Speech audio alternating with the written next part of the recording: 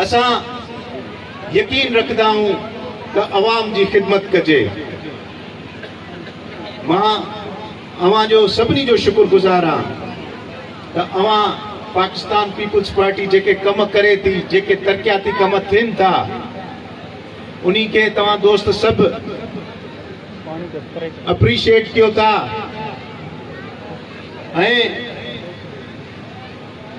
मां अवां के यकीन दिलायां तो त इंशाअल्लाह जेके कम रहन था उहे भी इंशाअल्लाह इन पाकिस्तान पीपुल्स पार्टी के दौर में ही कंप्लीट थी था।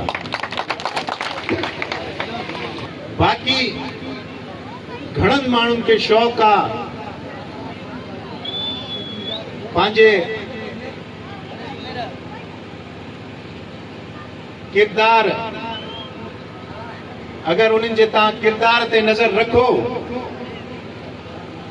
तो तवा दिसो तो वे यूसी जा चेयरमैन ही नथा थी सके, पर उन्हें जा ख्वाब वडा हैं।